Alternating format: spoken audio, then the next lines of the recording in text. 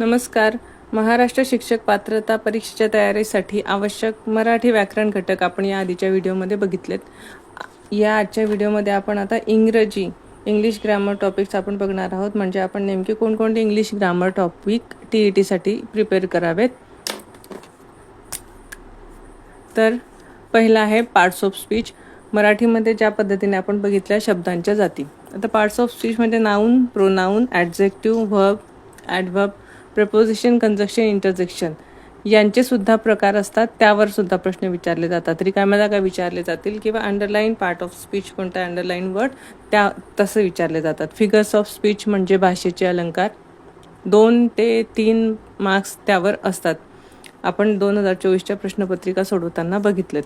त्यानंतर व्होकॅब्युलरीमध्ये choose the correctly spelled word म्हणजे स्पेलिंग. ज्या शब्दाचं स्पेलिंग बरोबर आहे तो शब्द आपल्याला 4 पर्यायापैकी निवडावा लागतो. किंवा सिनॉनिम्स असतात त्या ठिकाणी म्हणजे समानार्थी शब्द. बऱ्याच वेळेला find out the correct synonym for the given word. मग सिनॉनिम्स या शब्दाचा अर्थसुद्धा आपल्याला माहीत नसतो, त्यामुळे मग आपल्याला उत्तरच लिहिता येत नाहीत. सिनॉनिम्स समानार्थी शब्द, अँटोनिम्स विरुद्धार्थी शब्द किंवा सिमिलर मिनिंग असतो याला किंवा अँटोनिम्सला अपोजिट असतो. अपोजिट मिनिंग आयडेंटिफाय करा.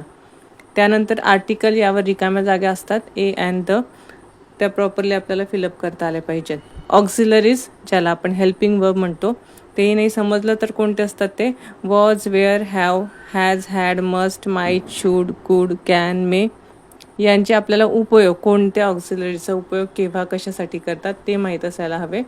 त्यावेळी आपल्याला तिथं उत्तर देता येते. त्यानंतर क्लॉजेस आहेत, टाईप्स ऑफ सेंटेन्स आहेत. डिग्रीचे वाक्य त्या ठिकाणी येतात. चेंज द व्हॉइसचे वाक्य येतात. 4 पर्याय दिलेले असतात. 1 वाक्य असतं त्याचं पॅसिव्ह व्हॉइस आपल्याला योग्य त्या 4 पर्यायामधून निवडावे लागतात. ॲक्टिव्ह व्हॉइस आणि passive voice. Direct indirect speech आहेत. टेन्स आहेत. टेन्स म्हणजे पास्ट, प्रेझेंट, फ्युचर नाही तर पास्टचे 4 प्रकार, प्रेझेंटचे 4 प्रकार, फ्युचरचे 4 प्रकार. पास्ट टेन्स दिलेला राहील तर दुसऱ्या टेन्समध्ये आपल्याला कन्व्हर्ट करून त्याचं उत्तर विचारलं जाईल की त्या काळाचं वाक्य कोणतं ते आयडेंटिफाय करा त्या ठिकाणी. याचे 4 प्रकार म्हणजे आपण बघू शकतो. Simple past, continuous past, past continuous, past perfect, continuous perfect असे यांच्या उपप्रकारावर सुद्धा आपल्याला प्रश्न विचारले जातात. त्यानंतर कलेक्टिव्ह नाउन्स म्हणजे शब्दसमूहाबद्दल एक शब्द. वन वर्ड सबस्टिट्यूशन म्हणजे मोठा अर्थ दिला जाईल त्याचा एकच वर्ड आपल्याला फाइंड आउट करायचा आहे 4 पर्यायामधून. Animal and their young ones, cries, dwelling or living places. तर 2024च्या प्रश्नपत्रिकेमध्ये यावर एकही प्रश्न नाही आहे, पण त्या आधीच्या प्रत्येक प्रश्नपत्रिकेमध्ये यावर 2 ते 3 मार्क्सला प्रश्न असायचे. जोड्या असायच्या. त्यापैकी आपल्याला एक चुकीची जोडी ओळखावी लागेल किंवा बरोबरची जोडी ओळखावी लागायची. म्हणजे इंग्रजीत प्राण्यांना त्यांच्या पिल्लांना काय म्हणतात, प्राण्यांची नावं दिले जातील, त्यांच्या पिल्लांना काय म्हणतात, त्यांच्या ओरडण्याला सुद्धा आवाजाला सुद्धा वेगवेगळे शब्द असतात त्याला विचारले जातील. त्यानंतर ड्वेलिंग ऑर लिव्हिंग प्लेसेस प्राण्यांचे राहण्याचे ठिकाण हेही महत्त्वाचे असतात.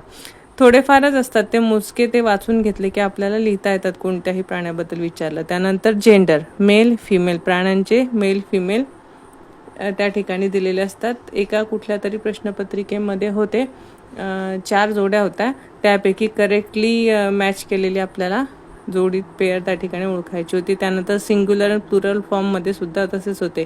4 पेअर दिल्या होत्या आणि करेक्ट ज्याचा सिंग्युलर प्लुरल फॉर्म आपण त्या ठिकाणी असेल ज्या पेअरचा ती त्या ठिकाणी आन्सर होती. हे झाले इंग्लिश ग्रामर टॉपिक. याआधी आपण मराठी ग्रामर व्याकरणचे घटक बघितले. मराठी व्याकरणचे 30 मार्क्स, इंग्लिश व्याकरणचे 30 मार्क्स. या 60पैकी आपण व्यवस्थित हे घटक तयार करून प्रिपरेशन केली, अभ्यास केले तर आपले 50 मार्क्स त्या ठिकाणी सहज आपल्याला मिळवता येतात. राहिलेले किती मार्क्स लागतात आपल्याला 30-32. तर आपल्याला मानसशास्त्र 30 आणि समाजशास्त्र असेल तर ते 60 किंवा गणित विज्ञान असेल तर ते 60. अजून 90 मार्क्स आपल्या हातात आहे. एक एक करून त्या विषयाचा सुद्धा घटक अभ्यास करू किंवा प्रश्नपत्रिका सोडवताना त्याबद्दल चर्चा करणारच आहोत. So till then goodbye, take care, keep watching, keep learning. Video जास्तीत जास्त शेअर करा. आवडला असेल तर लाईक नक्की करा. धन्यवाद.